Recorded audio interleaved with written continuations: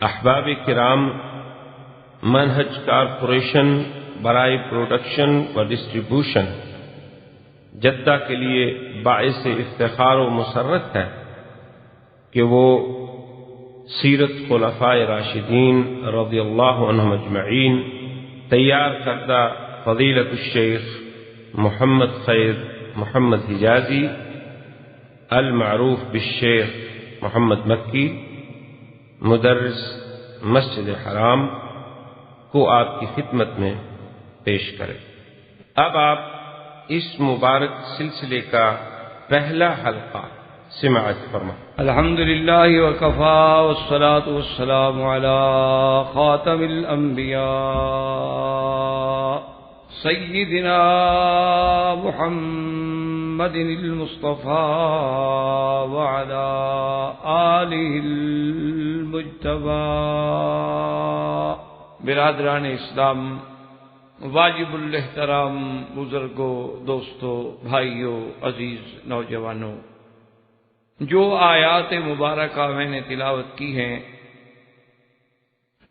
اور جو احادیث رسول عربی صلی اللہ علیہ وسلم تلاوت کی ہیں، ان کا تعلق اصحاب رسول سے، خلفائے راشدین رضوان اللہ علیہم اجمعین سے پہلے عموم صحابہ کی عظمت اور صحابہ کی مکانت، صحابہ کی شان اور اصحاب رسول کی اہمیت کے بارے میں کچھ معروضات عرض کروں گا، تاکہ جب ہم سب سے پہلے ہم مقام صحابہ کو سمجھیں گے تو پھر خلفائے راشدین کی بات جو ہے وہ ہمارے ذہنوں میں بیٹھے۔ سب سے پہلی بات تو یہ ذہن میں رکھ لیں کہ صحابی کس کو کہتے ہیں۔ مطلقاً تو صاحب کا معنی صحابی، صاحب، اصحاب معنی ہوتا ہے دوست۔ یہ مادہ جو ہے ان تمام حروف کا ایک ہے، اولئک اصحاب الجنہ۔ اسی طرح آپ نے پڑھا الم تر کیف فعل ربک باصحاب الفیل۔ تو اصل میں اب یہ تو ایک لفظ تو باعتبار یعنی عموم کے معنی دوست، لیکن جو اس کی یعنی یوں سمجھے کہ اصطلاحی اور شرعی تعریف ہے وہ یہ ہے کہ اگر جو شخص، میں مختصراً اور یعنی انشاءاللہ وہ بات عرض کروں گا کہ جو ایک جامع ہے ورنہ اس میں بہت اقوال ہیں، ہمیں اقوال سے بحث نہیں ہے، وہ طالب العلم کا کام ہے۔ اصل یوں سمجھ لیں کہ جس شخص کو ایمان کے ساتھ حضور صلی اللہ علیہ وسلم کی صحبت حاصل ہوئی، کیونکہ بعض علماء نے رؤیت کا لفظ فرما دیا تو پھر وہاں اشکال آ جاتا ہے کہ جو صحابہ نابینے ہیں ان کو رؤیت تو نہیں ہوئی۔ اسی لیے میں نے عرض کیا تھا کہ اب ہم ان باریکیوں میں یا علمی نکات میں ہم نہیں جائیں گے، یہ علماء کا، طالب علموں کا، کتاب پڑھنے والوں کا کام ہوتا ہے، وہاں وہ مسائل زیر بحث لائے جاتے ہیں۔ آپ تو عمومی طور پر بات سمجھیں کہ جس آدمی کو حضور صلی اللہ علیہ وسلم کی صحبت، چاہے وہ لمحہ بھر کے لیے ہو، تھوڑی سی دیر کے لیے ہو، لیکن ایمان کے ساتھ ہو، یہ شرط ہے، کیونکہ ایمان کے بغیر تو پھر سب سے زیادہ صحبت ابی طالب کو رہی، وہ تو حضور کے اتنے قریب ہیں کہ انہوں نے کفالت کی ہے حضور صلی اللہ علیہ وسلم کی۔ عبد المطلب کی بات میں نے نہیں کی، اس لیے کہ اس کو حضور کا نبوت کا زمانہ نہیں ملا، ورنہ عبد المطلب نے بھی آپ کی کفالت کی، لیکن اس وقت سرکار دو عالم صلی اللہ علیہ وسلم جو ہیں آپ مبعوث نہیں ہوئے تھے، پیدا تو ہوئے، ولادت تو ہوئی، لیکن آپ کی بعثت نہیں ہوئی، اور جب تک بعثت نہ ہو تو ایمان نہیں ہوگا، ایمان نہ ہو تو کوئی صحابی کیسے بنے؟ ورنہ تو ابی طالب کی محبتوں کا یہ عالم تھا کہ وہ یعنی کوشش یہ کرتے تھے کہ رات کو بھی حضور صلی اللہ علیہ وسلم ان کے ساتھ بستر پہ لیٹیں. اور ابی طالب کہتے ہیں کہ میں نے کئی دفعہ اصرار کیا حضور صلی اللہ علیہ وسلم سے کہ حضور گرمی ہوتی ہے، چونکہ مکے کی سرزمین تو گرم ہے، تو آپ قمیص مبارک جو ہے اتار کے میرے ساتھ لیٹا کریں. تو حضور پاک نے یہ پسند نہیں فرمایا. اور ابی طالب کہتے ہیں کہ عجیب وہ ایک کیفیت ہوتی تھی کہ حضور صلی اللہ علیہ وسلم جب میرے بستر پہ لیٹتے تو میرا بستر جو ہے وہ ایسا محسوس ہوتا تھا کہ جیسے خوشبوؤں میں مہک رہا.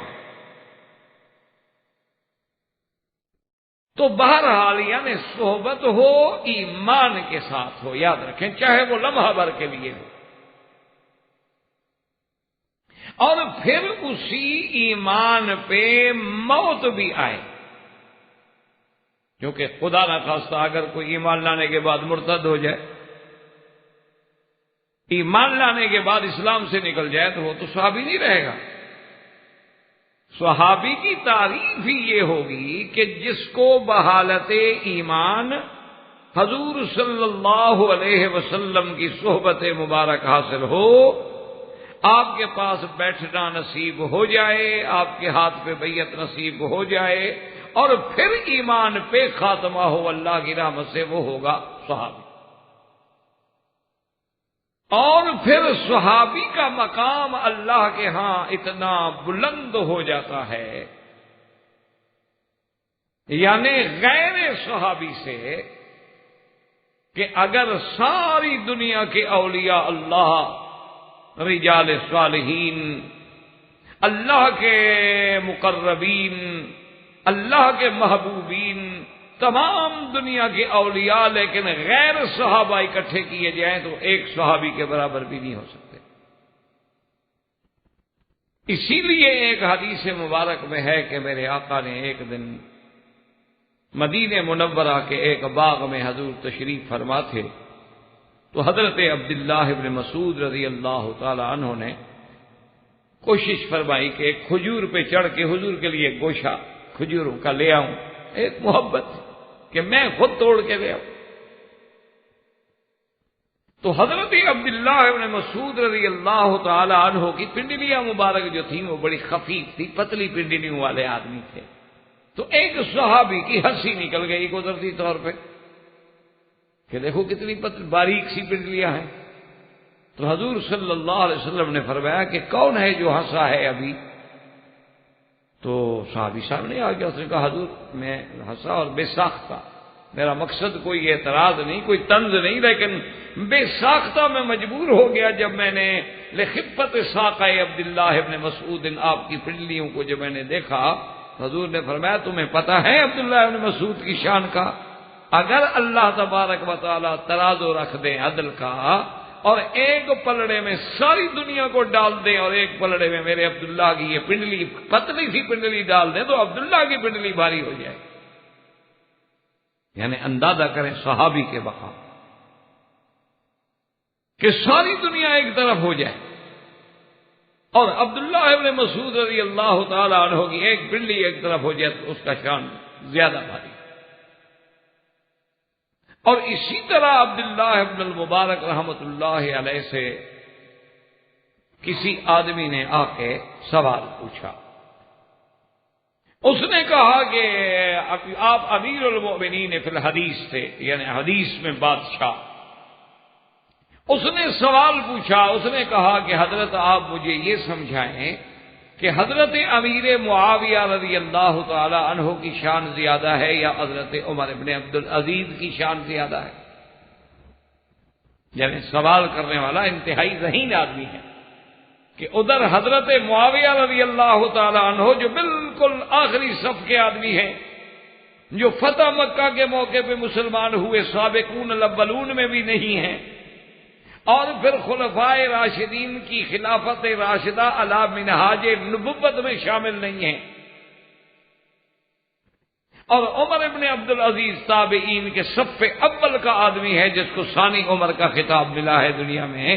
اس نے سوال کیا تو آپ نے جواب دیا مسکراتے ہوئے، فرمایا عجیب آدمی ہو، آپ نے فرمایا عجیب آدمی ہو، کیا بات پوچھ رہے ہو کہ عمر ابن عبدالعزیز کی شان اور امیر معاویہ کی شان ملانا چاہتے ہو؟ اللہ کے بندے، حضرت امیر معاویہ نے جس گھوڑے پہ سوار ہو کے حضور کے ساتھ کسی غزوے میں شرکت فرمائی اور جہاد کیا ہے، اور گھوڑے کے پاؤں سے جو مٹی اڑ کے گھوڑے کی ناک میں میل بن گئی ہے، عمر ابن عبدالعزیز تو اس میل کے برابر بھی نہیں ہے، تم اس کو امیر معاویہ سے ملانا چاہتے ہو؟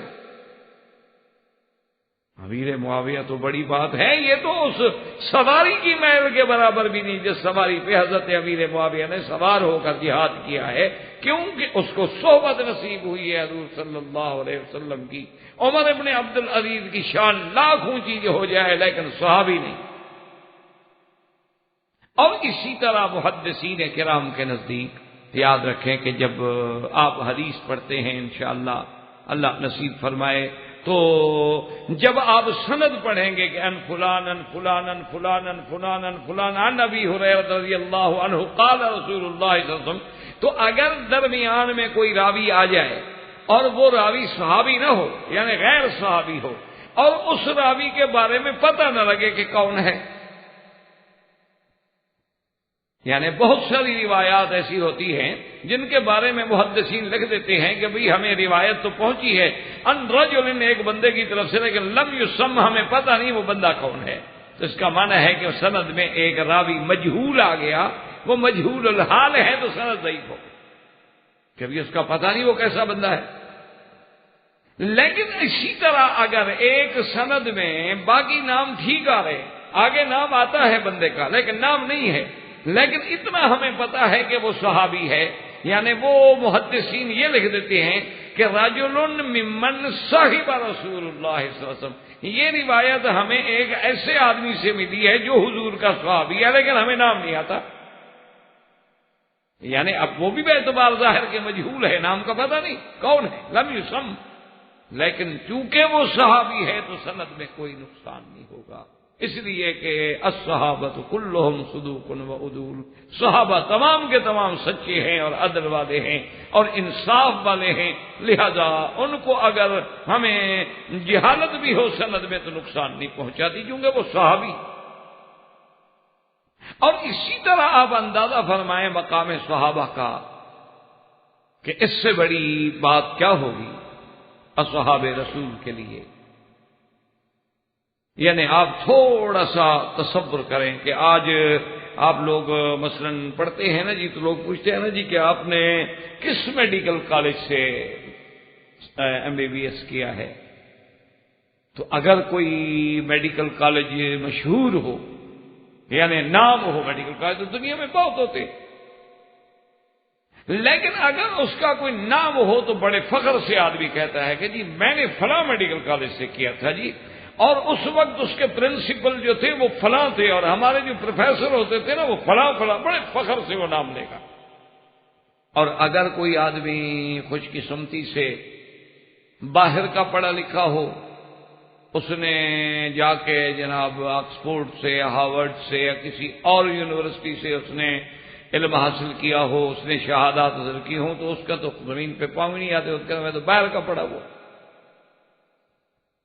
اب تھوڑا سا اصحاب رسول کی شان کو سمجھنے کے لیے غور کریں کہ صحابہ جو ہیں حضور صلی اللہ علیہ وسلم کے اصحاب رسول، ان کا کالج کون سا تھا، ان کا مدرسہ کون سا تھا، ان کے پڑھانے والا کون سا تھا، ان کا نصاب کیا تھا، ان کا امتحان لینے والا کون تھا، اور ان کا رزلٹ کیا نکلا، ذرا آپ اس پہ غور کریں کہ اصحاب رسول نے جو پہلے علم حاصل کرنا شروع کیا ہے تو سب سے پہلا مدرسہ کون سا ہے؟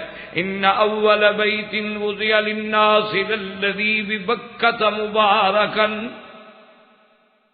مبارکا وہدی للعالمین،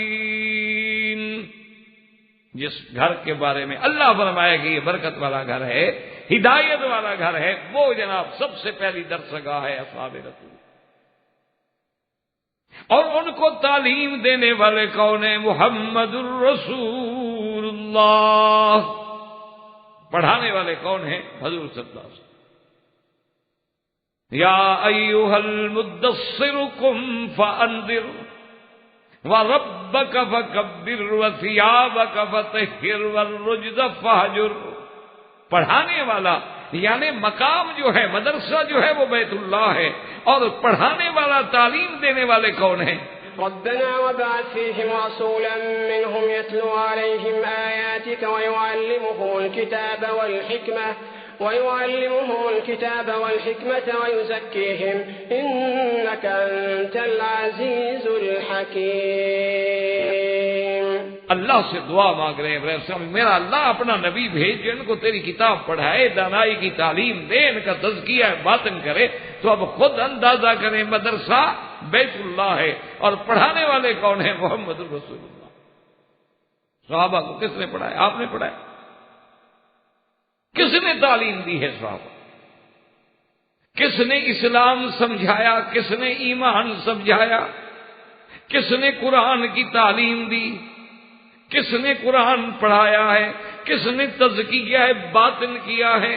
کس نے نماز سکھائی ہے؟ کس نے وضو سکھایا ہے؟ کس نے غسل سکھایا ہے؟ اس ساری ٹریننگ سے عملی، قولی، فعلی، علمی، ان سب سے ان کو گزارنے والے کون ہیں؟ محمد الرسول اللہ صلی اللہ علیہ وسلم. تو اب جن کا مدرسہ جو ہے وہ بیت اللہ ہو، ایمان سے کہیں، اور پڑھانے والے کون ہوں؟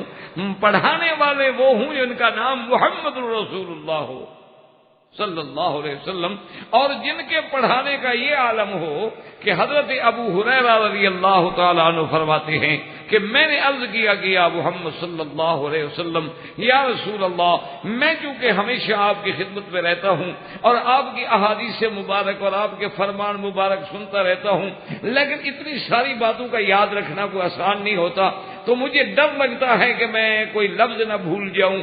تو حضور پاک نے فرمایا کوئی بات نہیں ہے، تم یہاں چادر بچھا دو. ایسا پڑھانے والا دیکھا ہے آپ نے؟ ماشاءاللہ آپ بھی بڑا مطالعہ کرتے ہیں، اب تو ساری دنیا آپ کے سامنے ہے، اب تو ماشاءاللہ یعنی انگلیوں میں دنیا ہے کہ انسان اگر بیٹھ جائے کسی ویب سائٹ پہ، انٹرنیٹ پہ، تو یعنی آپ کی انگلیوں میں پوری دنیا اب ناچ رہی ہے.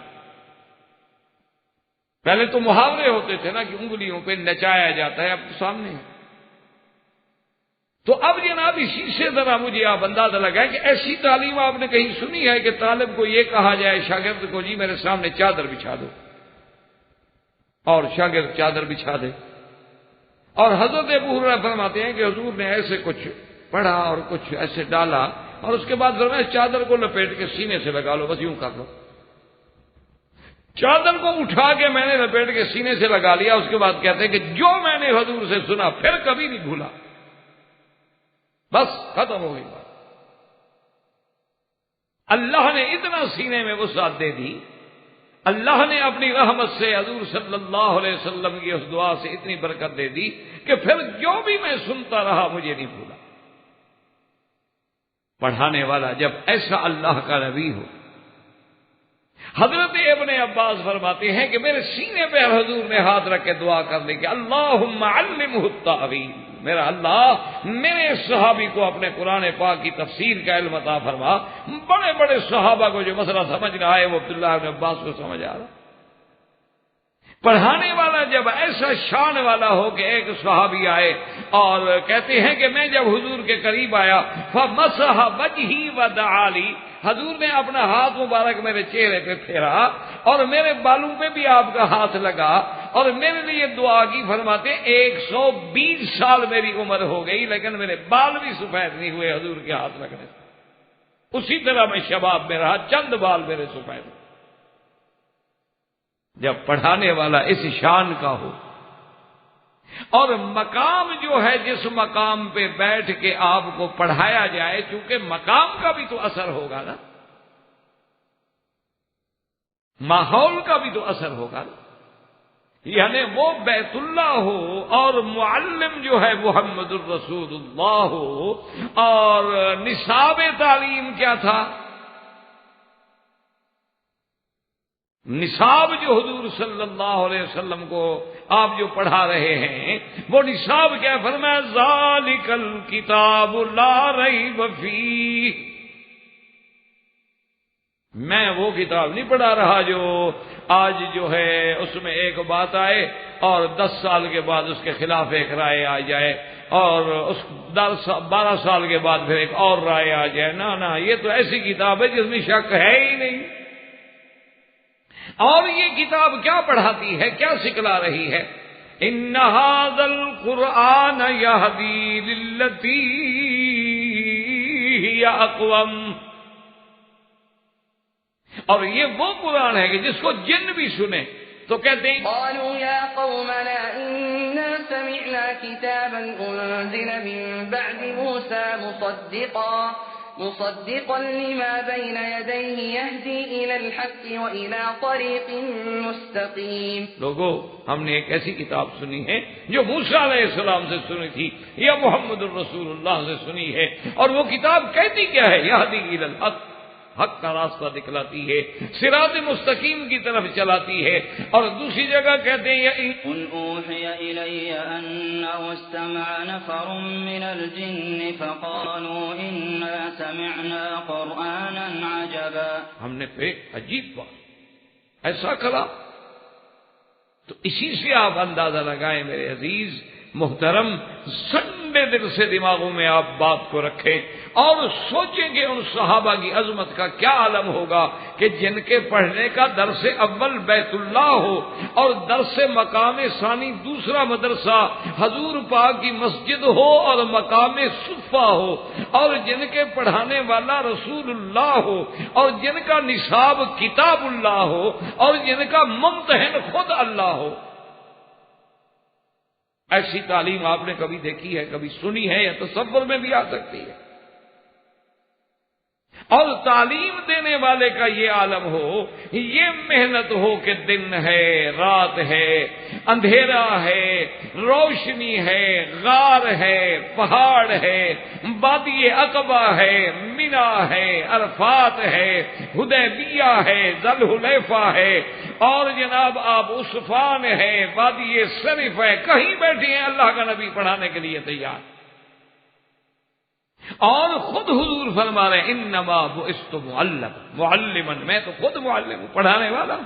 اللہ نے مجھے پڑھانے والا بنا کے بھیجا ہے. یعلمہم الکتاب, یعلمہم الکتاب والحکمت ویزکیہم, اور ان کا تزکیہ بھی کر دے, صرف یہ نہیں کہ پڑھا دیا. اور اندازہ فرمائیں کہ وہ اللہ کا نبی. اسی لیے ماشاءاللہ اب آپ میرے بھائی پڑھے لکھے لوگ ہیں, آپ حیران ہوں گے کہ آج ہم کتنا اپنے آپ کو, اپنے دین کو, اسلاف کو, ایمان کو, انبیاء کو, صحابہ کو بھول چکے ہیں, قرآن کو بھول چکے ہیں. ورنہ یہ تو آپ کی شان تھی کہ آپ کے نبی کو جو سب سے پہلا حکم ملا ہے وہ کیا تھا؟ اقرا, پڑھو. نہ ایمان سے کہیں یہ ہمارے لیے باعث افسوس بات نہیں ہے کہ آج دنیا میں سب سے زیادہ جاہل مسلمان ہیں؟ یعنی کتنی افسوس کی بات ہے. میں پڑھ رہا تھا کہ اسلام کے جتنے ملک ہیں نا جی ماشاءاللہ, جتنے اسلامی ملک ہیں, ان سارے اسلامی ملکوں کو اکٹھا کرو تو ان کے پاس 400 یونیورسٹیاں ہیں. یعنی تمام اسلامی ملکوں کو اگر ہم ان کے اعداد و شمار جمع کریں تو پورے اسلامی ملکوں میں 400 یونیورسٹیاں ہیں صرف, اور اکیلے جاپان میں 4000 یونیورسٹیاں ہیں. یہ ہم مسلمان قوم ہیں جن کے پڑھانے کے لیے پہلا حکم ہے کہ اقرا, پڑھو. جس کو پہلا سبق یہ دیا جا رہا ہے الذی علم بالقلم علم الانسان ما لم یعلم. تو اب جن کو پڑھانے والا خود محمد عربی ہوں گے صلی اللہ علیہ وعلا آلہ وسلم, تو آپ اندازہ فرمائیں. اور جناب کلاس میں پڑھنے والے کون تھے؟ میں تھا یا آپ تھے؟ نہ, پڑھنے والے ابو بکر ہے, پڑھنے والا عمر ہے, پڑھنے والے عثمان ہیں, عبد الرحمن ابن عوف ہیں, حضرت علی ہیں, حضرت بلال ہیں, حضرت عمار ہیں, آل یاسر ہیں, بی بی سمیہ ہیں. اب یہ ذرا کلاس بھی تو دیکھو نا, جو کلاس بیٹھی ہے حضور صلی اللہ علیہ وسلم کے سامنے. اب دیکھو نا جی, آدمی کتنا بڑا قابل استاد ہو, لیکن اگر آگے طالب کی صلاحیت ہی نہ ہو تو استاد کیا پڑھائے گا؟ دیکھو نا جی، اب یہ پیالی ہے مثلا، آپ اس کو اوندا کر کے رکھ لیں اور بڑے زور سے نل چلاتے رہیں تو کتنا پانی جائے گا اس میں شام تک؟ سیدھا کریں تو کتنی دیر لگے گی؟ تو جب علم حاصل کرنے والے کے اندر علم حاصل کرنے کی طلب ہی نہ ہو تو علم کیسے ہوگا؟ تو پھر کلاس میں بھی دیکھنا چاہیے نا کہ جو حضور کی دربار میں اس مدرسے کے سب سے اول طالب العلم ہیں، ان کا کیا مقام ہے اور ان کا کیا شان ہے اور ان کی کتنی ہمت ہے،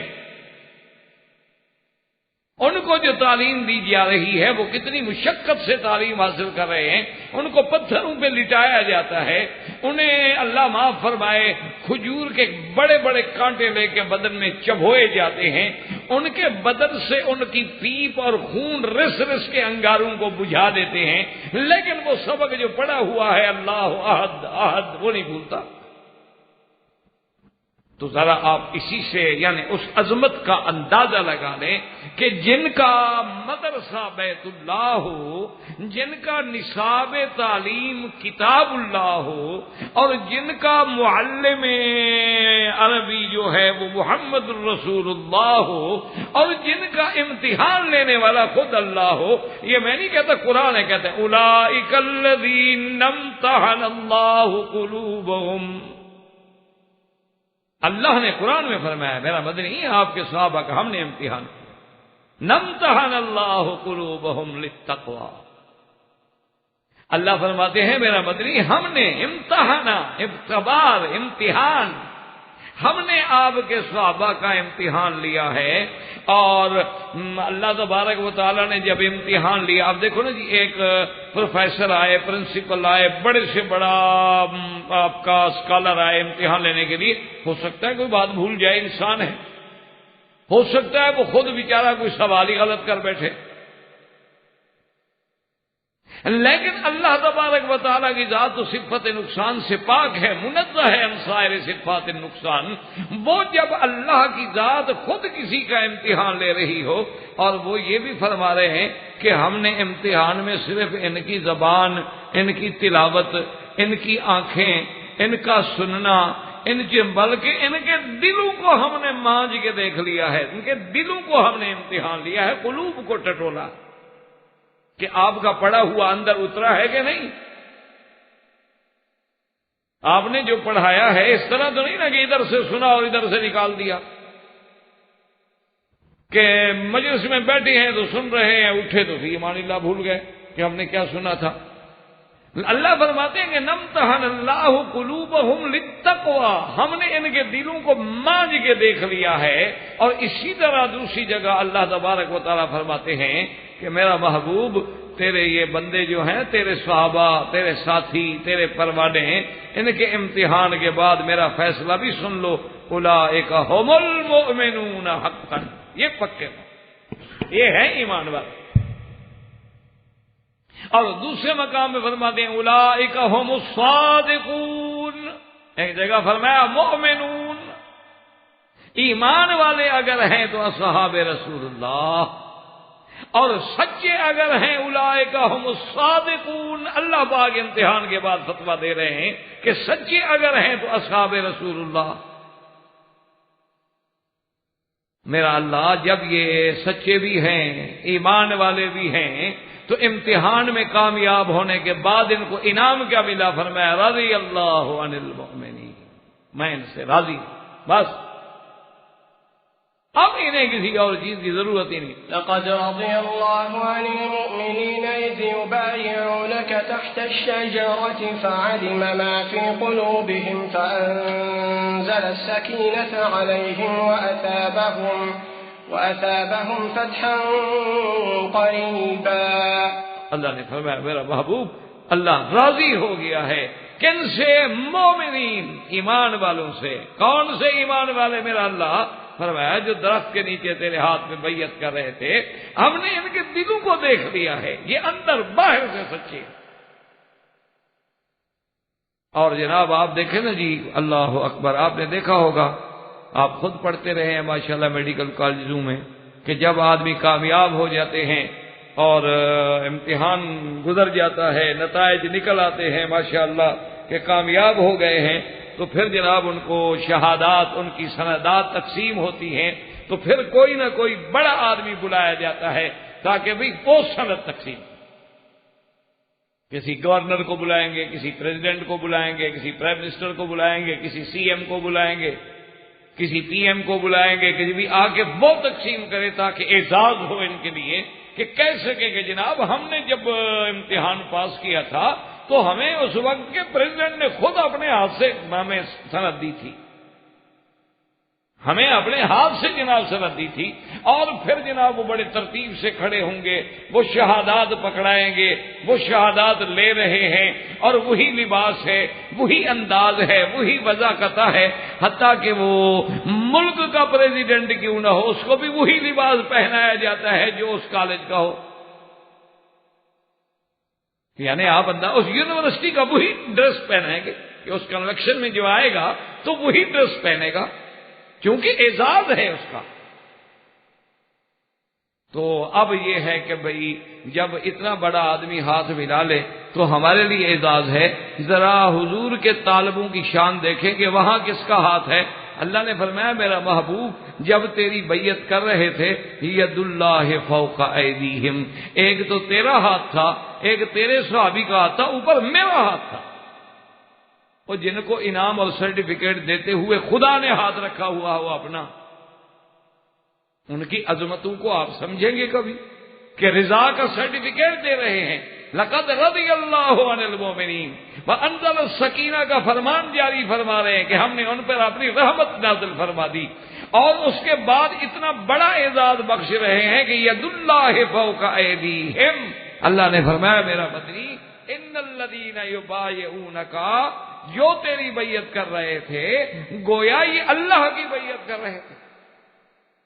اللہ کی کیسے بیعت؟ کیوں رسول اللہ کی جب بیعت ہے تو کس کی بیعت ہے؟ اللہ کی۔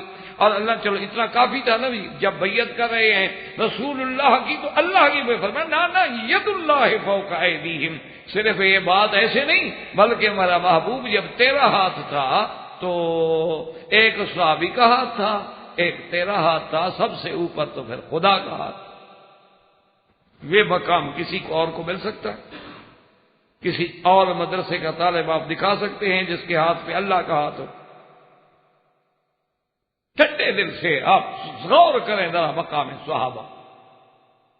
اسی لیے اس موقع پر کیونکہ اس بات کو سمجھنے والے تھے محمد الرسول اللہ کہتے صلی اللہ علیہ وسلم، جب بھی حضور کا نام آئے تو صلی اللہ علیہ وسلم پڑھ لیا کریں، یہ سنت بھی ہے اور ایمان کی علامت بھی ہے، اور یہ ویسے میرے خیال میں کوئی تکلیف بھی نہیں ہوگی زیادہ، آپ ذرا تجربہ کر کے دیکھ لیں، کیونکہ میں نے کسی کا الحمدللہ ہونٹ ہلتا نہیں دیکھا۔ شاید دل میں پڑھتے ہوں گے اتنا میں ابھی صاحب نظر نہیں ہوا کہ دل دیکھ لوں، اس مقام پہ میں نہیں پہنچا، اور پہلی پوڑی پہ آپ نہیں چڑھے ابھی تک سیڑھی پر، تو منزل کیسے کٹے گی انشاءاللہ دیکھیں اللہ مالک۔ اور جو اتنی تعلیم کے بعد حضور پہ درود نہ پڑھ سکیں وہ مولوی مکی کا سبق سمجھیں گے نا؟ ایمان سے کہیں ٹھنڈے دل سے، اور ناراض بھی ہو جائے تو کون سا میرا وظیفہ بند کر دیں گے، یہ تکلیف ہوگی۔ اللہ کا شکر ہے اللہ محتاج نہ کرے۔ ٹھنڈے دل سے آپ سوچیں کہ جو حکم ہمیں اللہ نے دیا ہے کہ اللہ کے نبی کا نام آئے درود پڑھو، حضور نے دیا ہے، حضور نے فرمایا وہ بدبخت بخیل ہے جو میرا نام سن کے درود نہ پڑھے۔ فرمایا حضور نے پوچھا صحابہ سے جانتے ہو بخیل کون ہے؟ حضور صحابہ نے کہا حضور جس کے پاس پیسے ہوں مال خرچ نہ۔ فرمایا نا یہ تو ایک عام بات ہوئی نا۔ فرمایا الذی ذکرت عنده فلم یصلی علی، جس کے سامنے میرا ذکر آئے لیکن پھر بھی مجھ پہ درود نہ پڑے، اس سے بڑا بخیل کون ہوگا؟ تو بہرحال اللہ تبارک و تعالیٰ آپ کو بھی مجھے بھی حضور صلی اللہ علیہ وسلم کی محبت اور حضور صلی اللہ علیہ وسلم کی اتباع، آپ کی اطاعت، آپ سے تعلق اور آپ کی شفاعت اور آپ کی ملت اور آپ کے دین پہ موت عطا فرمائے۔ تو بہرحال جب بھی آئے تو لازمی بات ہے یہ ہمارے اس میں نجات ہے، ہمارے لیے فائدہ ہے۔ تو اب دیکھیں حضور صلی اللہ علیہ وسلم کو اس مقام کا پتہ تھا کہ یہ تو اتنی بڑی سند تقسیم ہو رہی ہے کہ پھر یہ تو ملے گی نہیں کسی کو کہ اللہ نے خود اپنا ہاتھ رکھا ہو۔ اور حضرت عثمان رضی اللہ تعالیٰ عنہ موجود نہیں تھے، وہ مکے میں تھے، انہی کی اطلاع ہو گئی تھی، انشاءاللہ زندگی رہی تو حضرت عثمان کے موقع پر انشاءاللہ وہ تفصیلات آئیں گی۔ تو اب حضور صلی اللہ علیہ وسلم نے فرمایا کہ صحابہ سے کہ ٹھہرو، بیٹھ جاؤ، ایک بیعت رہ گئی ہے کرنی۔ صحابہ نے پوچھا یا رسول اللہ کون سی بیعت رہ گئی؟ فرمایا میرا خیال ہے کہ میرا عثمان زندہ ہے، ابھی شہید نہیں ہوئے، اور عثمان زندہ ہو اور اس سرٹیفکیٹ لینے سے رہ جائے جس کے لیے یہ سارا ہم نے کلاس سجائی ہے، تو فرمایا صحابہ دیکھو گواہ ہو جاؤ، ھذا یدی وھذا ید عثمان۔ آپ نے فرمایا میرے صحابہ بیٹھ جاؤ، دیکھ لو کہ یہ میرا ہاتھ ہے اور یہ میرے عثمان کا ہاتھ۔ حضور نے فرمایا میں عثمان کا اپنے ہاتھ کو عثمان، اور فرمایا اب میں عثمان کی طرف سے بیعت کرتا ہوں، یعنی اندازہ فرمائیں تاکہ عثمان اس مقام سے نہ رہ جائے، ید اللہ فوق ایدیہم والا جو اعزاز ہے وہ نہ رہ جائے حضرت عثمان رضی اللہ تعالیٰ عنہ کے۔ تو میرے عزیز اسی سے آپ اندازہ فرما لیں مقام صحابہ کا، عظمت صحابہ کا، کہ اللہ نے ان کو کتنا بڑا شان بخشا ہے کہ دوسرے مقام پہ دیکھیں فرمایا فَإِنْ آمَنُوا بِمِثْلِ مَا آمَنْتُمْ بِهِ فَقَدْ اهْتَدَوْا۔ سارا قرآن کھول لیں، فرمایا فَإِنْ آمَنُوا، اگر یہ لوگ ایمان لے آئیں جس طرح تم لائے ہو صحابہ، پھر ہدایت ملے گی۔ اگر یہ اس طرح ایمان لے آتے تو ان کے ایمان کی کوئی حیثیت ہی نہیں۔ اور صحابہ کی عظمت کا بات دیکھیں کتنا بڑا مقام ہے۔ آپ نے دیکھا ہوگا کہ مثلا آپ کسی درزی کے دکان پہ، کسی ٹیلر کے دکان پہ جائیں تو جو اس کا جو سب سے اچھا کپڑا سلا ہوا ہو نا وہ شو روم میں لگاتا ہے کہ لوگ دیکھیں گے جناب دیکھو میں نے کیسا اشکن بنایا ہے، کیسا شیروانی بنائی ہے، کیسا میں نے واسکٹ بنائی ہے، کیسا میں نے سلوار قمیص بنایا ہے، تاکہ لوگ اسی کو دیکھ کے اندازہ لگاتے ہیں کہ وہ کتنا قابل ہے۔ یعنی ہر آدمی اپنا ایک نمونہ، ایک ماڈل دکھلاتا ہے، پیش کرتا ہے۔ اسی طرح آپ دیکھیں آپ کی ہسپتال میں جو سب سے مشکل ترین علاج ہوا ہوگا اس کی مثال دی جائے گی، ورنہ ہزاروں مریض روز آتے ہیں، روز چلے جاتے ہیں، کہ ہر آدمی اپنا ماڈل وہ دکھاتا ہے۔ آپ نے دیکھا نا گاڑیاں آتی ہیں تو پہلے کیسے گاڑی دکھائی جاتی ہے، کیسی چیزیں دکھائی جاتی ہیں، تو اسی طرح جب ایمان کی باری آئی ہے تو اللہ نے فرمایا میرا مدنی ایمان کا ماڈل اگر کسی کو دکھانا ہو تو پھر تیرے صحابہ ہیں۔ اذا قیل لهم آمنوا کما آمن الناس، کہ لوگوں ایمان لے آؤ لیکن اس طرح ایمان لے آؤ جس طرح صحابہ ایمان لائے۔ تو آپ ایمان کا نمونہ صحابہ رسول۔ اور اسی طرح دیکھیں کہ اللہ کے قرآن میں اللہ نے فرمایا آپ نے قرآن پڑھا ہے اور اللہ توفیق دے پڑھا کرو اور دیکھا کرو، اور ترجمے بھی آج کل تو اللہ کا شکر ہے موجود ہیں، ہر زبان میں موجود ہیں، بلکہ اللہ اس حکومت کو جزائے خیر دے، اس وقت تقریباً 43 زبانوں میں ترجمہ قرآن کا یہ شائع کر چکے ہیں۔ یعنی آپ ان کی خدمات ہیں مجمع الفاظ کی کہ 43 زبانوں میں ترجمہ جو ہے وہ چھپ گیا، اشاعت ہو گئی، اور باقاعدہ حجاج میں الحمدللہ تقسیم ہوتا ہے ہر زبان کا ترجمہ۔ تو دیکھا کریں کہ اللہ نے فرمایا کہ میری اطاعت کرو اور میرے رسول کی اطاعت کرو۔ آپ نے پڑھا ہے نا کئی موقع اطیعوا اللہ واطیعوا الرسول، یا ایھا الذین آمنوا اطیعوا اللہ واطیعوا الرسول۔ اسی طرح کئی جگہ ہوگا اطیعوا اللہ واطیعوا الرسول۔ يا أيها الذين آمنوا أطيعوا الله وأطيعوا الرسول وأولي الأمر منكم فإن تنازعتم في شيء فردوه إلى الله والرسول إن كنتم تؤمنون بالله واليوم الآخر ذلك خير وأحسن تأويلا۔ یعنی آپ سارے قرآن میں دیکھ لیں کہ میری اطاعت اور میرے رسول کی اطاعت، میری اطاعت اور میرے رسول کی اطاعت۔ لیکن اب آگے ذرا دیکھیں، تھوڑا غور کریں گے انشاءاللہ تو ترجمہ سمجھ جائے گا۔ اب اللہ نے میرے مدنی کی اور شان اونچی کر دی۔ پہلے تو کیا تھا؟ میری اطاعت کرو اور میرے رسول کی اطاعت کرو۔ ذرا سمجھیں اسی میں، کیونکہ ایک ہی لفظ میں تو سارا مسئلہ ہوتا ہے، ایک ہی لفظ میں تو سارا مسئلہ ہوتا ہے۔ مثلا ایاک نعبد و ایاک نستعین، کیا مانا؟ تیری ہی عبادت کرتے ہیں، تیری ایاک کا مقدم ہو گیا ہے، حصر ہو گیا، تیری ہی عبادت کرتے ہیں، تجھ ہی سے مدد مانگتے ہیں، یعنی کہ تیری بھی عبادت کرتے ہیں۔ اگر ہی کے ساتھ بھی کر دو تو قصہ ختم ہو گیا، پھر تو مشرک ہو گیا آدمی۔ تو ایک لفظ میں ساری بات جو ہے بگڑ جائے گی۔ تیری ہی عبادت، خالص تیری، بس عبادت کا مستحق تو ہے، مدد تجھ ہی سے مانگتے ہیں۔ یہ نہیں تھا کہ نعبد و ایاک، تیری بھی عبادت کرتے ہیں اور کبھی کبھی کسی اور کی بھی کر لیتے ہیں۔ جیسے آپ کو بیوی کہے کہ تیری بھی ہوں یا تیری ہی ہوں، اب تمہاری مرضی، جس پہ آپ خوش ہوں۔ اور اگر وہ نہ ہی ہو نہ شی ہو تو پھر اللہ کی مرضی، کیونکہ آج کل پتہ تو لگتا نہیں، ہمیں تو نہیں لگتا آپ کی آنکھیں تیز ہوں گی، نظر تیز ہوگی، خاص دوائیں خود استعمال کرتے ہوں گے، ہمیں تو نہیں پتہ لگتا لڑکی بیٹھی ہے لڑکا بیٹھا ہے۔ کبھی ہم لڑکے کو لڑکی سمجھ بیٹھتے ہیں، بے وقوفی اپنی مولوی لوگ ہیں نا، پاگل لوگ ہیں ہم، اور کبھی لڑکی کو لڑکا سمجھ بیٹھتے ہیں، چونکہ شکل انہوں نے ایسی بنائی ہوئی ہے، کرے کیا؟ جاگر وہ پہنتی ہیں، جاگر وہ پہنتا ہے، جین وہ پہنتی ہیں، جین وہ پہنتا ہے، بال وہ کٹاتے ہیں، بال وہ کٹاتے ہیں، داڑھی اس کی نہیں، داڑھی اس کی نہیں، مولوی غریب جائے کہاں؟ جی نظر کمزور ہے یا حالت خراب؟ تو بہرحال میرے کہنے کا مقصد یہ تھا کہ اب سمجھیں ایک لفظ کو، اللہ نے کیا حکم دیا تھا؟ میری بھی اطاعت کرو اور میرے رسول کی بھی۔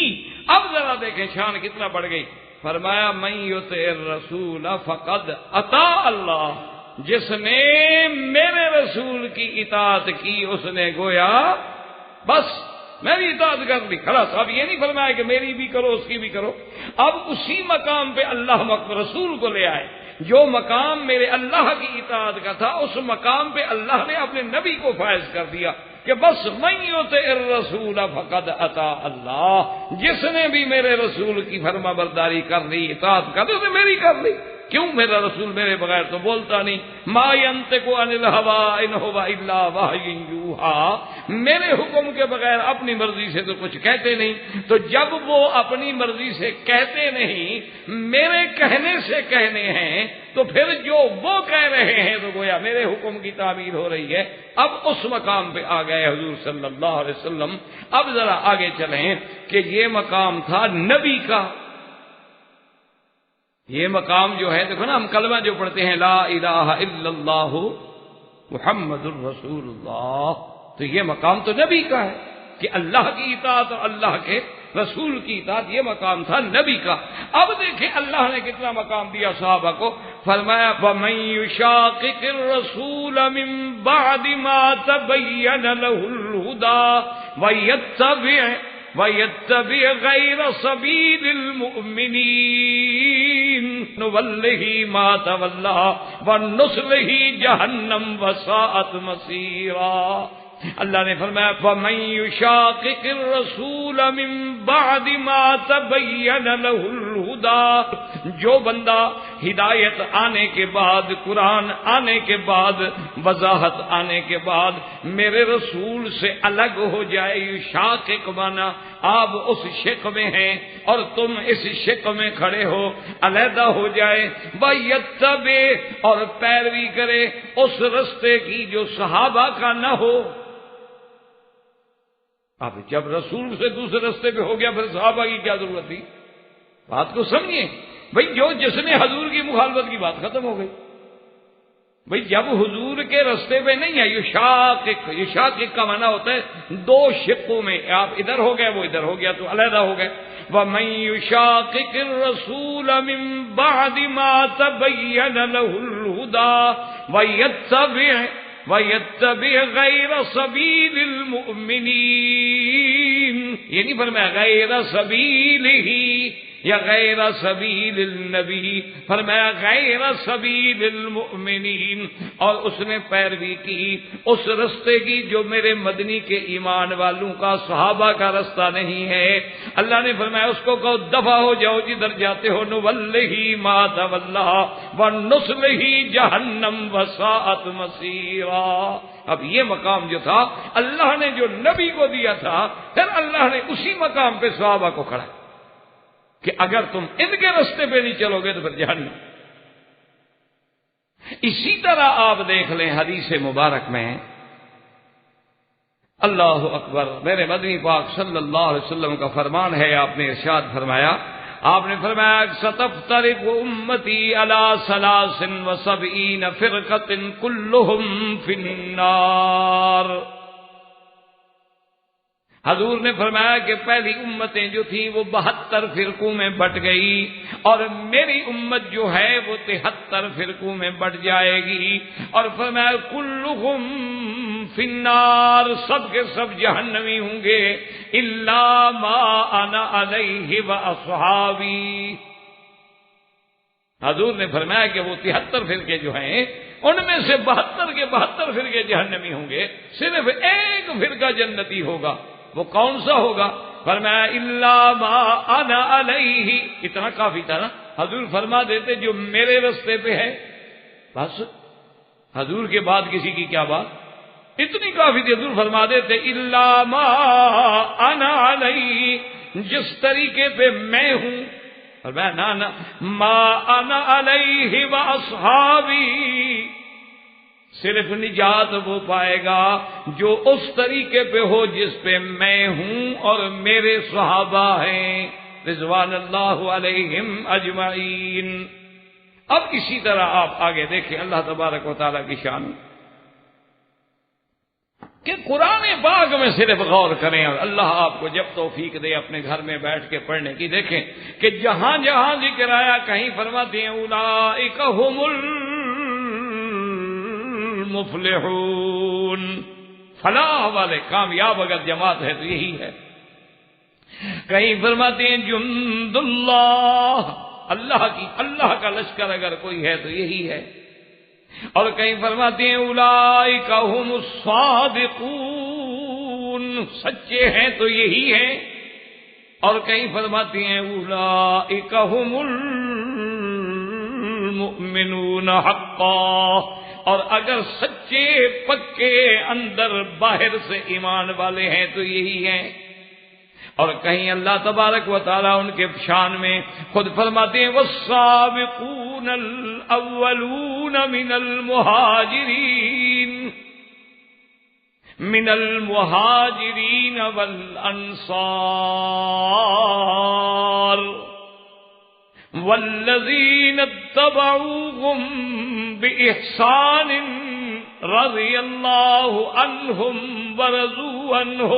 اب صحابہ کا مقام دیکھیں، اللہ فرماتی ہیں کہ صحابہ میں سے وہ لوگ جو سبقت کرنے والے، جو سب سے پہلے ایمان لانے والے ہیں، مہاجرین میں سے یا انصار مدینہ میں سے، والذین اتبعوہم یا ان کی پیروی کرنے والے۔ اب ذرا اسی آیت کو سمجھیں اور مقام صحابہ کا آپ کو اللہ تبارک و تعالیٰ آپ کو بھی اور مجھے بھی سمجھ عطا فرمائے۔ امام شافعی رحمت اللہ علیہ نے کتنی بڑی بات، امام شافعی رحمت اللہ علیہ فرماتے ہیں کہ اس آیت میں اللہ نے 3 قسمیں بیان کی ہیں، اور ان 3 کے علاوہ کوئی چوتھی قسم ہے ہی نہیں۔ فرماتے ہیں قرآن میں غور کرو، اللہ پاک نے قرآن میں صرف 3 قسمیں بیان فرمائی ہیں، ان 3 قسموں کے علاوہ چوتھی قسم ہے نہیں، اور اللہ صرف ان 3 قسموں پہ راضی ہے، چوتھی قسم ہے کوئی نہیں، کیونکہ اس کے بعد ہے نا کہ رضی اللہ عنہم ورضوا عنہ۔ تو جب آپ اس آیت کو پڑھیں گے نا انشاءاللہ، غور کریں گے، تھوڑا تدبر کریں گے نا، قرآن پھر مزہ حلاوت تب آتی ہے قرآن کی جب قرآن سمجھ آئے۔ جب قرآن جو ہے آپ کو اللہ کی رحمت سے سمجھ آنا شروع ہو نا جی، پھر قرآن ایسے معلوم ہوگا آپ کو کہ آپ کے دماغ سے آپ کے دل میں اتر رہا۔ اسی لیے تو اللہ کہتے ہیں نا کہ ان کو کیا ہو گیا، فلا یتدبرون القرآن، کیوں نہیں قرآن میں غور کرتے؟ ام علی قلوب اقفالها، کیا ان کے دلوں پہ تالے لگ گئے؟ تو اب ذرا غور کریں امام شافعی رحمۃ اللہ علیہ کی سمجھ پر بھی، ان کی ماشاءاللہ ذہانت و ذکا پر بھی، اور قرآن کی محبت پر بھی۔ انہوں نے فرمایا اللہ نے 3 قسمیں بیان کی ہیں۔ کون سی؟ والسابقون الاولون من المہاجرین والانصار۔ سبقت کرنے والے کون؟ ایک مہاجر اور دوسرے انصار۔ مہاجر مکے سے جانے والے ہو گئے، انصار مدینے والے ہو گئے۔ تیسری قسم کیا؟ والذین اتبعوہم بإحسان، اور جو ان دونوں کی پیروی کرنے والے ہیں، یعنی مہاجرین کی یا انصار کی، اور وہ پیروی بھی اوپر اوپر سے نہیں، بإحسان، اخلاص کے ساتھ۔ ان پہ اللہ راضی ہے، رضی اللہ عنہم ورضوا عنہ، ان پہ اللہ راضی، اللہ سے وہ راضی ہو گئے۔ اب وہ فرماتی ہیں کہ اگر بندہ مہاجرین میں بھی نہیں ہے، انصار میں بھی نہیں ہے، یا ان دونوں کا متبع اور غلام بھی نہیں ہے، تو اللہ کی رضا سے محروم۔ کیوں؟ اللہ نے تو بند کر دیا ہے کہ یا مہاجر و انصار ہو یا ان دونوں کا اتباع کرنے والا ہو، غلام ہو۔ تو جو ان کی اتباع کرنے والا نہیں ہوگا وہ تو رضی اللہ عنہ میں شامل بھی نہیں ہوگا۔ اسی لیے حضرت امام شافعی نے ایک فقہی مسئلہ بھی لکھا ہے کہ اگر ایک بندہ مر جائے اور وہ وصیت کرے کہ میرا مال جو ہے اتنا بچ گیا ہے، یہ خالص پکے سچے مسلمانوں کو دے دیا جائے، تو کن کو دیں گے؟ یعنی اگر صحابہ کا زمانہ ہے، وصیت ہو گئی، انہوں نے فرمایا یا تو مہاجرین کو دیا جائے گا، یا انصار کو دیا جائے گا، یا ان کے ماننے والوں کو۔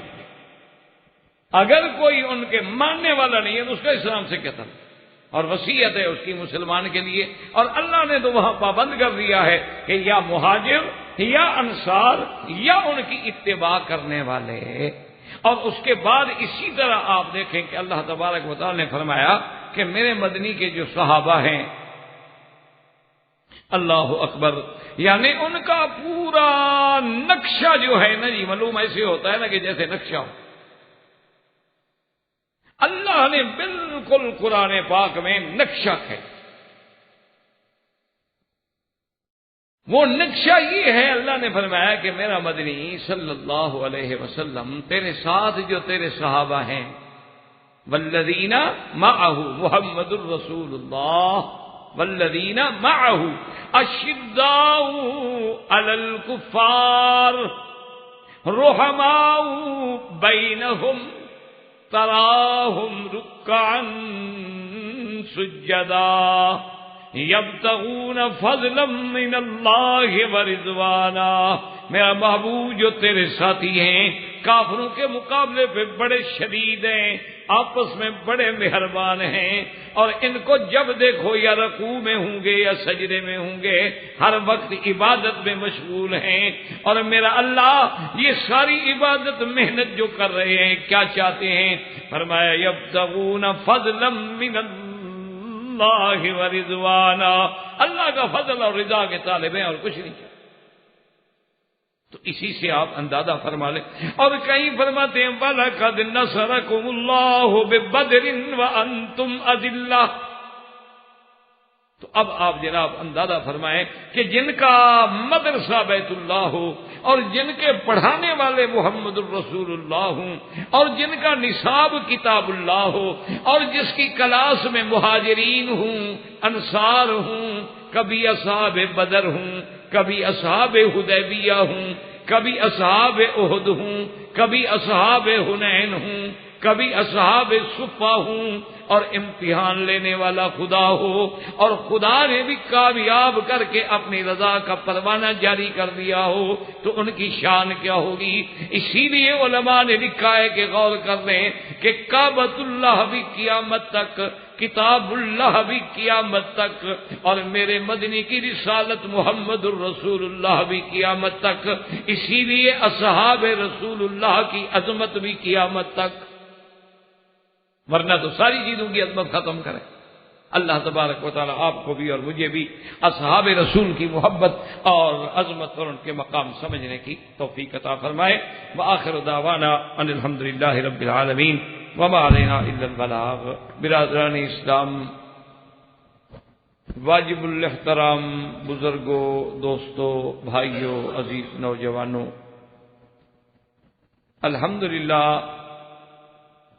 کہ درس سابق سے ہم نے اصحاب رسول صلی اللہ علیہ وسلم کے بارے میں ابتدا کی ہے، اور میں نے عرض کیا تھا کہ اللہ تبارک و تعالی نے تمام انبیاء علیہم الصلاۃ والسلام میں سے سب سے افضل جو ہیں وہ ہمارے آقا حبیب کبریا سیدنا محمد الرسول اللہ صلی اللہ علیہ وسلم،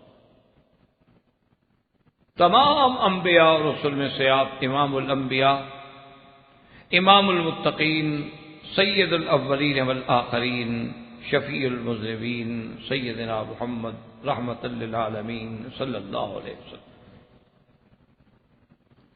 اور اسی میں اللہ نے پھر آپ کی امت جو ہے اس کو بھی تمام امتوں سے افضل بنا دی کہ جب آقا افضل ہیں، نبی افضل ہیں، تو آپ کی امت جو ہے وہ بھی تمام امتوں میں سے افضل۔ کنتم خیر امت اخرجت للناس۔ اور اسی طرح پھر حضور کی امت میں سے سب سے افضل، سب سے اعلی، سب سے اتقا، سب سے ازکا جو جماعت ہے وہ اصحاب رسول اللہ رضوان اللہ علیہم اجمعین۔ اور مختصراً میں نے عرض کر دیا تھا کہ صحابی کی مختصر تعریف یہ ہے کہ جس کو اللہ کے نبی کی صحبت حاصل ہوئی ہو، لیکن شرط یہ ہے کہ اسلام کے ساتھ۔ اسلام نہیں ہوگا تو کافر تو نکل گئے۔ صحبت تو کافروں کو بھی ملی، وہ بھی بیٹھتے تھے، باتیں کرتے تھے، ملتے تھے حضور صلی اللہ علیہ وسلم سے، اور پھر اسی پر اس کی موت آئے تو اب اللہ نہ کرے جو مرتد ہوئے وہ بھی نکل گئے، اور ایک خالص ایقان کے ساتھ تو جو منافق تھے وہ بھی نکل گئے۔ تو جس کی حضور صلی اللہ علیہ وسلم کو جس نے بطور خالص اسلام کے ایک لمحے کے لیے بھی صحبت حاصل ہوئی ہو، وہ ہو جائے گا صحابی۔ اور صحابی کا مقام پھر اتنا بلند ہو جاتا ہے کہ دنیا کے سارے اولیاء مل کر بھی ایک صحابی کا مقابلہ نہیں کر سکتے۔ ایک بات آپ یہ دیکھنے رکھیں۔ دوسری بات آپ یہ ذہن میں رکھ لیں کہ صحابہ پر جو ابتلاءات کا دور گزرا ہے، صحابہ پر جو امتحان کا دور گزرا ہے، جو شدائد کا دور گزرا ہے، جو مشکلات کا دور گزرا ہے، اس کا کوئی تصور بھی نہیں کیا۔ حضور صلی اللہ علیہ وسلم کے دشمن جو تھے کفار قریش، اور ان کے جو بڑے بڑے روسا تھے جیسے ابو جہل ہے، امیہ بن خلف ہے، نضر بن الحارث ہے، ولید بن المغیرہ ہے، عتبہ ہے، عتیبہ ہے، عقبہ بن ابی معیط ہے، طعیمۃ بن عدی ہے، اسی طرح نضر بن الحارث ہے، یہ بڑے بڑے جو دشمنان تھے نا جی، ان کی دشمنی کا اور عداوتوں کا اور اسلام کے خلاف متشددانہ کاروائیوں کا کوئی دنیا میں اور ایسی تاریخ ہی نہیں۔ لیکن یہ صحابہ کا کمال ایمان ہے، یہ صحابہ کا کمال ثبات ہے کہ اپنی جگہ سے اگر کوئی پہاڑ بھی ان کے بجائے ہوتا تو شاید وہ ہل جائے، لیکن سیدنا بلال رضی اللہ تعالی عنہ، ان کا جو سردار تھا امیہ بن خلف، یعنی وہ اس طرح عذاب دیتا تھا سیدنا بلال رضی اللہ تعالی عنہ کو، عین تپتی ہوئی دھوپ میں پہاڑوں کی چٹانوں پہ لٹایا جاتا تھا، کھجوروں کے بڑے بڑے کانٹے ان کے بدن میں چبھوئے جاتے تھے، ان کے گلے میں نعوذ باللہ ثم نعوذ باللہ رسیاں ڈال کے لڑکوں کو دیتا تھا کہ بازاروں میں گھماؤ، اور پھر مارتے مارتے حضرت بلال رضی اللہ تعالیٰ عنہ خود بے ہوش ہو جاتے تھے، لیکن جب بھی ہوش آتا تھا تو زبان پہ احد احد احد اللہ کی توحید کا نعرہ۔ حضرت صدیق رضی اللہ تعالیٰ عنہ گزرے، ایک دفعہ ظلم ہوتا ہوا دیکھا تو برداشت نہ کر سکے، فرمایا امیہ چلو تم کچھ نہ سمجھو، انسان تو ہے، اتنی ظلم کیوں کرتے ہو؟ اس نے کہا تم ہی نے تو خراب کیا اسے، تو تم لے لو۔ تو حضرت صدیق نے خریدا اور پھر آزاد کیا۔ اسی طرح بی بی زنیرہ پہ اتنا ظلم کیا گیا، اتنا مارا اس کو اپنی مالکہ نے کہ اس کی بینائی چلی گئی، آنکھیں چلی گئی۔ اسی طرح بی بی سمیہ پہ اس قدر ظلم ہوا ہے کہ ابو جہل نے حکم دیا کہ بی بی کے دونوں ٹانگوں میں رسے ڈال کے اور وہ رسے اونٹوں کے ساتھ باندھ دیے جائیں اور اونٹ مخالف سمت میں دوڑائے جائیں تاکہ بی بی دو ٹکڑے ہو جائیں، لیکن اس وقت بھی زبان پہ کلمہ تھا۔ اسی طرح حضرت عمار، اسی طرح یاسر، اسی طرح ان کے والد، اسی طرح ان کے والدہ، ان کو اتنے عذاب دیے جاتے تھے کہ جس کا آپ تصور بھی کر سکتے کہ یعنی ایک تو وہ تپتی ہوئی ریت پہ پڑے ہیں، پھر لوہے کو گرم کر کے ان کی جانوں کو داغا جاتا۔ حضرت خباب ابن الارد جو ہیں ان کے لیے لوہے کے انہوں نے ٹکڑے رکھے ہوئے تھے، ان کو باقاعدہ آگ میں جلا کے ان کی پشت پہ رکھے جاتے تھے اور ان کی چربی اور ان کا خون جو ہے وہ جل جل کے بجھا دیتے، اسی میں وہ ٹھنڈے ہو جاتے تھے، کوئی چھڑانے والا نہیں۔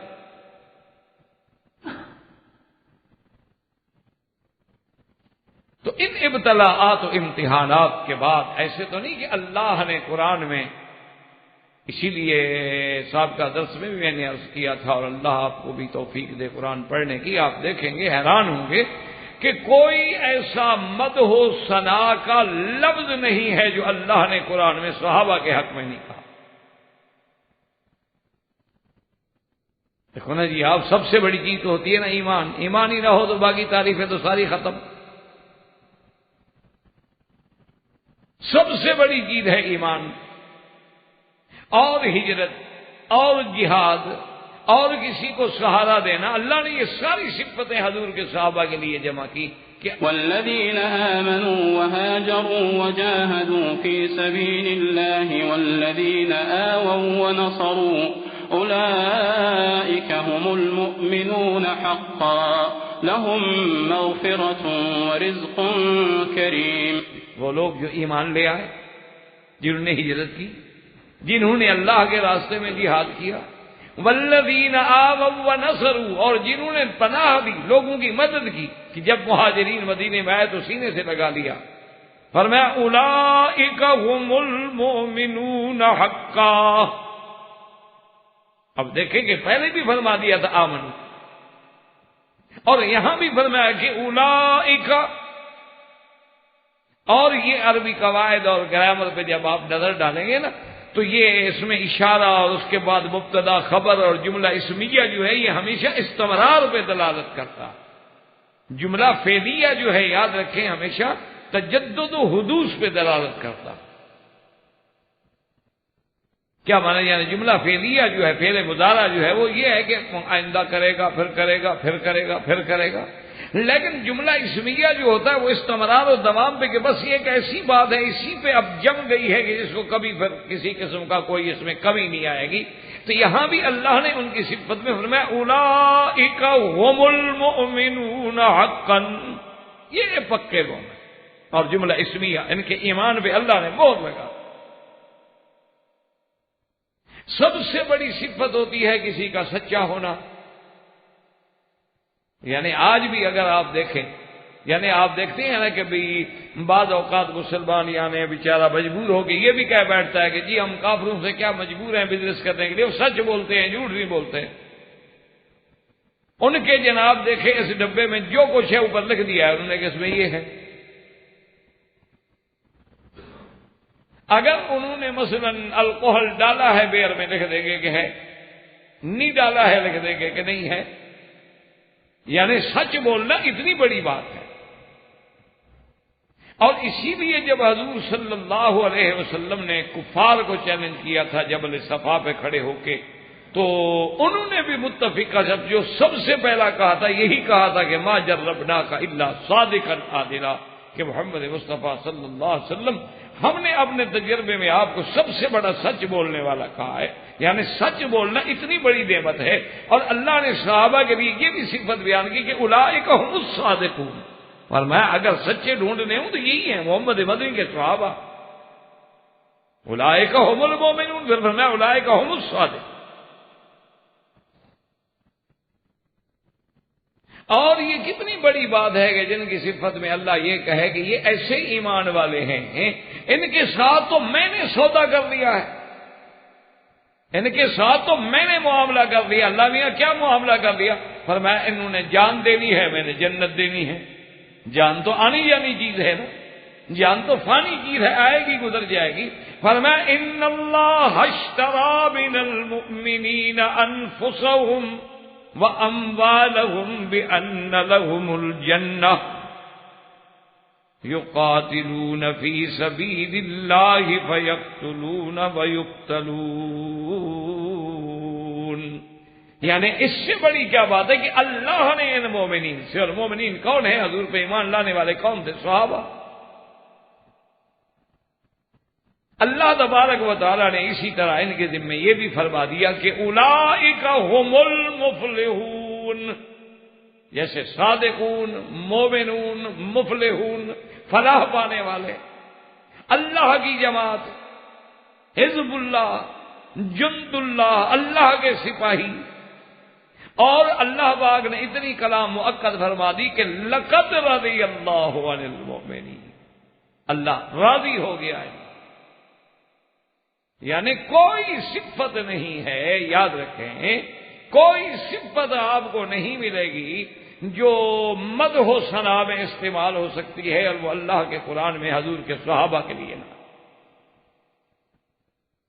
اور اسی طرح یاد رکھیں کہ پھر جب قرآن کے ذخیرے کے بعد آپ ذخیرہ حدیث پہ نظر ڈالیں گے، آپ جب فرمان رسول پہ نظر ڈالیں گے، تو وہاں بھی آپ کے کلام میں آپ کو ایسے موتی ملیں گے کہ اگر آپ ایک حدیث کو بھی دماغ میں بٹھا لیں تو عظمت صحابہ سمجھ آ جائے گی۔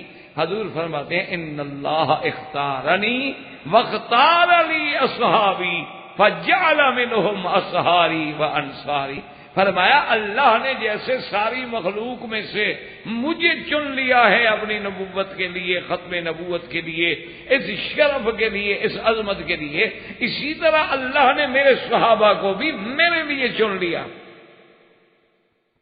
یعنی صحابہ جو بنے ان کو بھی تو اللہ نے چنا ہے نا، اللہ نے توفیق دی کہ میرے صحابی بنے۔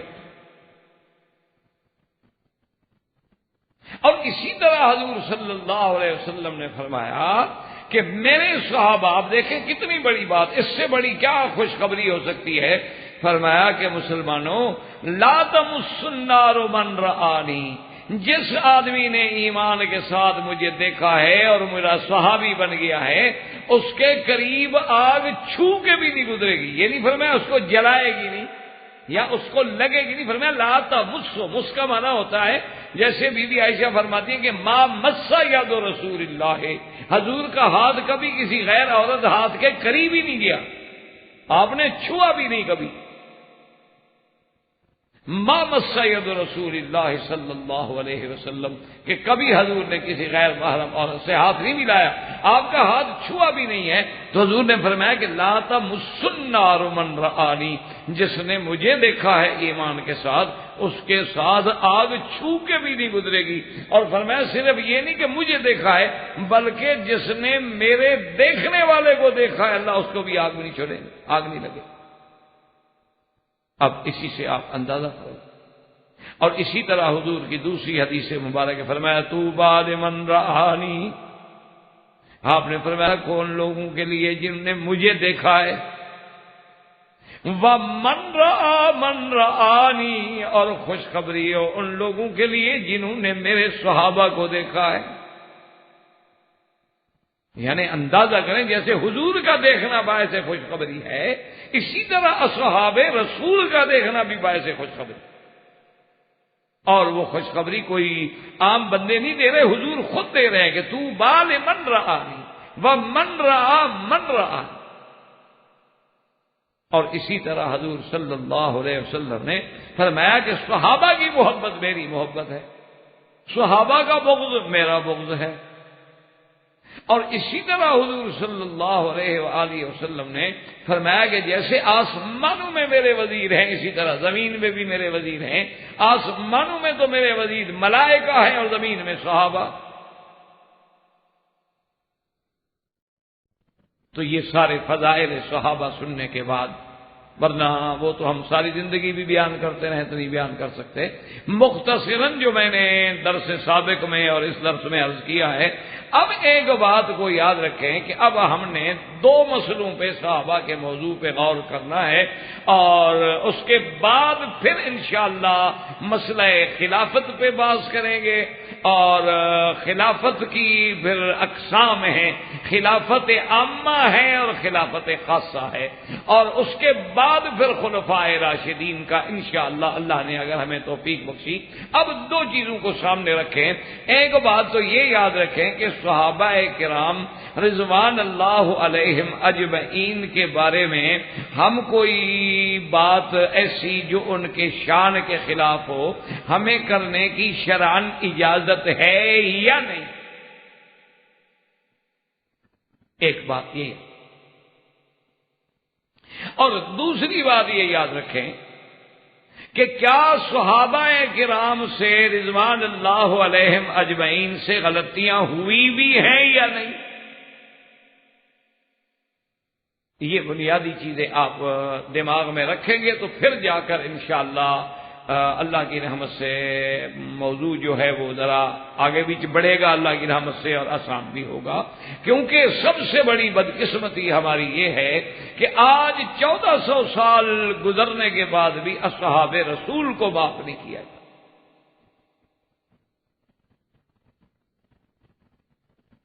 اور ایک بات یاد رکھیں کہ بھی ایک تو چلو ٹھیک ہے بیچارے مخالف ہیں، مخالف سے تو خیر کی کیا امید ہوتی ہے جب ہے ہی مخالف. مثلا روافض ہیں. اچھا پھر روافض میں بھی کئی قسمیں ہیں، یاد رکھیں شیعہ جو ہے نا رافضی اور شیعہ، ان میں کوئی ایک قسم نہیں ہے، ان میں پھر سینکڑوں قسمیں ہیں. شیخ الاسلام ابن تیمیہ رحمۃ اللہ علیہ نے منہاج السنہ میں 300 سے بھی زیادہ قسمیں ان کی بیان کی. اچھا اور کچھ شیعہ حضرات جو ہیں اگر دیکھا جائے تو وہ بیچارے اپنے جہل کی وجہ سے اور اپنے ماحول کی وجہ سے ایک ایسے گنبد میں پھنس گئے ہیں کہ باہر نکل نہیں سکتے. کیا مطلب؟ اس کا مطلب یہ ہوتا ہے کہ دیکھیں مثلا کہ آپ الحمدللہ اللہ کا شکر ہے کہ اہل سنت والجماعت کے گھر میں پیدا ہوئے، یا مثال کے طور پر ہمارے جو بچے، ایک مثال سمجھانے کے لیے، جو ہمارے بچے سعودی عرب میں، مکے میں، مدینے میں، ریاض میں، جدے میں کسی جگہ ایسے پیدا ہو گئے، مکہ مدینہ سبحان اللہ ایک شرف کی بات ہے، ورنہ اس ملک میں جو ہمارے بچے پیدا ہوئے، یا چلو پیدا تو باہر ہوئے تھے لیکن چھوٹے تھے یہاں آئے اور انہی مدرسوں میں پڑھے ہیں، ان میں اور کوئی اچھائی آئے نہ آئے ان کا عقیدہ ٹھیک ہو جائے گا.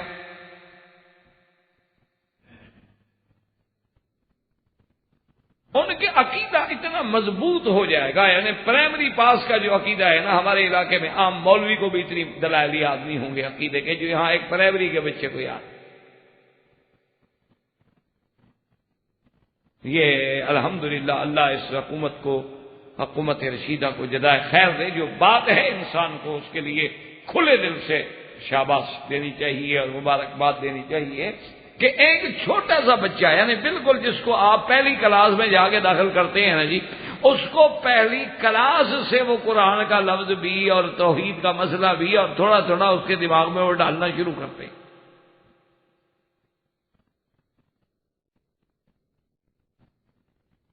اور جب وہ دوسری پڑھے گا پھر تیسری پڑھے گا پھر چوتھی پڑھے گا پھر پانچویں پڑھے گا تو پرائمری پڑھنے تک ماشاءاللہ وہ اپنے عقیدے میں اتنا پکا ہو جاتا ہے، اتنا مضبوط ہو جاتا ہے، اس کو پتہ لگ جاتا ہے کہ توحید کیا ہے۔ ہمارے ہاں آپ نے ساری زندگی مثلا انڈیا میں گزاری، کسی نے پاکستان میں گزاری، اور ماشاءاللہ ڈاکٹر انجینئر آپ تو کریم ہوتے ہیں نا ملک کی، آپ نے کتنے دفعہ پڑھا تھا کہ توحید ربوبیت بھی ہوتی ہے، الوہیت بھی ہوتی ہے، توحید الاسماء والصفات بھی ہوتی ہے، کبھی آپ نے پڑھا تھا یا اپنے کسی مولوی صاحب سے ممبر پہ سنا تھا؟ اور آج بھی میں یعنی نعوذ باللہ بربنا اعتراض نہیں، اللہ مجھے معاف کرے، میں تو ایک طالب العلم ہوں، آج بھی یعنی اگر آپ کسی اچھے خاصے پڑھے لکھے آدمی سے جو آپ کے ملک سے آتے ہیں یا بڑے بڑے عہدوں، اس سے پوچھ لو کہ بھئی نواقض توحید کتنے ہیں، کن چیزوں سے آدمی کا عقیدہ توحید ٹوٹ جاتا ہے اور وہ توحید سے نکل جاتا ہے، آپ اس سے پوچھے مجال ہے کتنے آدمی بتاتے ہیں آپ؟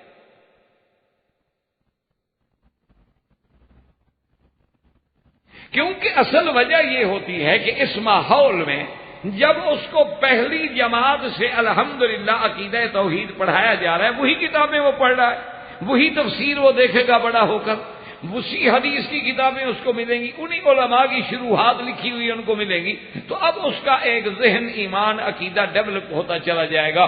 جیسے حضور نے فرمایا تھا کہ ہر بچہ فطرت میں پیدا ہوتا ہے، فَأَبَوَاهُ يُحَوِّدَانِهِ أَوْ يُنَصِّرَانِهِ أَوْ يُمَجِّسَانِهِ أَوْ كَمَا قَالَ رسول اللہ صلی اللہ علیہ وسلم، کہ اس کے والدین یہودی ہیں وہ یہودی بن جاتا ہے، نصرانی ہیں وہ نصرانی بن جاتا ہے، مجوسی ہیں وہ مجوسی بن جاتا ہے، ہندو ہیں تو ہندو بن جاتا ہے، سکھ ہیں تو سکھ بن جاتا ہے۔ کیوں؟ اس کا ماحول وہی، اس کے دماغ میں بات وہی بٹھائی گئی۔ تو اسی لیے جو شیعہ حضرات ہیں، اس لیے میں عرض کر رہا تھا کہ بعض بیچارے ایسے ہوتے ہیں کہ پیدا ہونے کے بعد ان کے دماغ میں بات بٹھائی یہی گئی ہے کہ صحابہ نے بڑی زیادتی کی، کہ جی حضور صلی اللہ علیہ وسلم کی بیٹی کو محروم کر دیا۔ اب ایک چیز دماغ میں ڈالی جا رہی ہے، صحابہ نے میراث نہ دیا، صحابہ نے حضرت علی کو خلافت پہ نہ بیٹھنے دیا، صحابہ نے حضور صلی اللہ علیہ وسلم نے کاغذ کتاب مانگا لکھنے کے لیے، صحابہ نے وہ نہ دیا، صحابہ حضور کو چھوڑ کے بھاگ گئے، صحابہ نے حضور کو اکیلا اب یہ ساری باتیں اس کے دماغ میں رہیں، انہی مولویوں کی وہ مجلس سنے، انہی کے مولویوں کی وہ بیچارہ کتابیں پڑھے، ان کے ہی رسالے پڑھے، تو اب لازمی بات ہے اس کا ذہن تو اسی طرح بنتا چلا جائے گا، دوسرا ماحول تو اس کو میسر ہی نہیں۔ جیسے کہ وہ ایک پرانی بات ہے کہ حضرت تھانوی رحمۃ اللہ علیہ سے کسی نے جا کے کہا کہ احمد رضا خان جو بریلوی حضرات کا بڑا تھا، اعلی حضرت کہلاتا تھا، کہ اس نے آپ کو حضرت بڑی گالیاں دیتا ہے اور وہ آپ کو کافر کہتا ہے اور آپ کو وہابی کہتا ہے اور آپ کو پتہ نہیں کیا کیا الزام دیتا ہے، تو یہ تو بڑی بات ہے، آپ بھی تو جواب دیں۔ فرمایا بھائی جب لوگ اس کو جا کے ہمارے بارے میں یہ کہتے ہوں گے کہ یہ معجزات پیغمبروں کے منکر ہیں، یہ اولیاء اللہ کی کرامات کے منکر ہیں، یہ حضور صلی اللہ علیہ وسلم کی شان میں ذرا بے ادبی کرتے ہیں، تو بھائی وہ ہمیں بیچارہ گالیاں ہی دے گا، کوئی پھول تھوڑے پہنائے گا۔ یعنی جیسے اس کو یہ بات پہنچائی جائے گی تو وہ کیا کرے گا؟ تو جب آپ کے دماغ میں یہ بات پہنچائی جائے کہ بھئی حضور صلی اللہ علیہ وسلم کی بیٹی پہ ظلم ہو، تو آپ کیا کہیں گے؟ آپ کیا برداشت کریں گے؟ لیکن افسوس ہمیں یہ ہے کہ مخالف تو خیر مخالف تھے، لیکن منز بیگانگاہ ہرگز نہ نالم، ہمیں دشمنوں کا اتنا غم نہیں ہوتا جتنا دوستوں کا ہوتا ہے، کہ بعض ہمارے دوست یعنی اہل سنت کہلانے والے لوگ جو تھے، انہوں نے بھی صحابہ کو کسی نہ کسی انداز میں ایسی بات کی کہ صحابہ کو طنز اور طعن کا شکار ہونا پڑا۔ اب مثال کے طور پہ دیکھیں کہ بعض لوگ 20 رکعت پڑھتے ہیں تراویح، بعد 8 پڑھتے ہیں، ہم نے کبھی جھگڑا نہیں کیا ابھی جو 8 پڑھتا ہے غلط ہے، اللہ معاف کرے، کبھی جھگڑا نہیں کیا، کبھی اختلاف نہیں کیا۔ زیادہ سے زیادہ آپ یوں سمجھ لیں کہ ہمارے علماء نے یا احناف نے یا علماء دیوبند نے یا اور بزرگوں نے یہ زور دیا ہوگا کہ بھی 20 پڑھنی چاہیے۔ احباب کرام، اس کے بعد اب آپ اس مبارک سلسلے کی CD نمبر 2 سماعت فرمائیں۔